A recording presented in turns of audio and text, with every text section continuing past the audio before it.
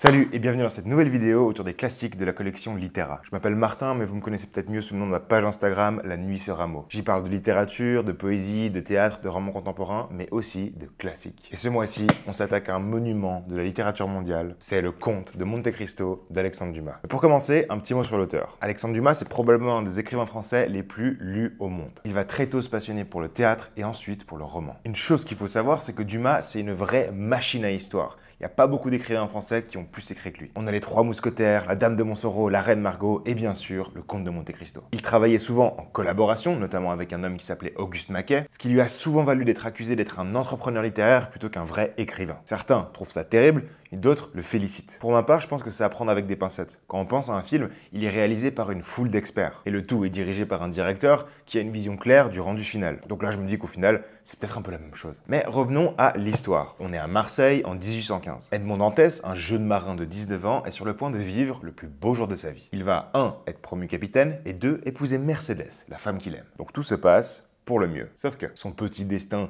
tout tracé attire la jalousie. Et en plus, on a besoin d'un coupable pour blanchir quelqu'un d'autre. Il va donc être injustement accusé de trahison et enfermé au château d'If. Il va y rester pendant 14 ans. Et dans sa cellule, il rencontre l'abbé Faria, un vrai érudit qui va lui transmettre tout son savoir. Il va lui apprendre les langues, les sciences, le goût du savoir et le raffinement. Et surtout, il va lui révéler l'existence d'un trésor sur l'île de Monte Cristo. Edmond s'échappe, retrouve le trésor et revient sous une nouvelle identité. Le mystérieux, puissant et impitoyable comte de Monte Cristo. Et en plus maintenant, il est libre, fort, riche et cultivé. Tout ce qu'il veut, c'est se venger de ceux qui lui ont volé sa vie. Et maintenant, si ça t'a pas déjà donné envie, je vais te donner 3 raisons pour lesquelles tu dois absolument lire ce livre. La première, c'est que c'est peut-être le plus grand roman d'aventure jamais écrit. On a des complots, on a une prison, on a de l'évasion, on a un trésor, on a des vengeances, tout y est. C'est vraiment un mélange explosif entre le drame, le thriller et le feuilleton. En fait, en le lisant, on comprend vite pourquoi c'est un des livres les plus adaptés au cinéma et au théâtre. Et d'ailleurs, fun fact, l'histoire est basée sur une histoire vraie. Elle est inspirée d'un cordonnier qui se vantait dans une taverne de faire un bon mariage. Il s'est fait dénoncer comme un espion anglais, s'est retrouvé enfermé en prison, où il a retrouvé un vieux prélat italien qui lui a légué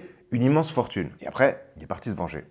C'est un peu similaire quand même. Deuxièmement, c'est une réflexion très intéressante sur la justice et la vengeance. Dans le livre, il devient presque une figure mythologique, un peu comme l'ange de la vengeance. C'est un peu un ancien Batman en quelque sorte. Mais la question, c'est la suivante. Jusqu'où peut-on aller pour se venger? Est-ce que la vengeance, finalement, rend heureux? Et surtout le roman qui pose ces questions philosophiques. Plein de questions qui ont été un peu occultées dans la dernière adaptation cinématographique. Et troisièmement, mais pas des moindres, c'est un feuilleton qui se dévore. À l'origine, il a été publié comme feuilleton dans un journal. Ça veut dire que le roman est construit pour tenir en haleine. Chaque chapitre finit sur un suspense. Le livre peut sembler un peu long, il l'est, mais vous allez le binger comme votre dernière série Netflix, je vous le promets. Bref, le Comte de Monte Cristo, c'est bien plus qu'une histoire de vengeance. C'est un mythe moderne, le miroir de nos désirs de justice et de liberté, un texte qui est vraiment brûlant et que je pense il faut avoir lu au moins une fois dans sa vie. Voilà pour le classique du mois, on se retrouve le mois prochain. Bonne lecture.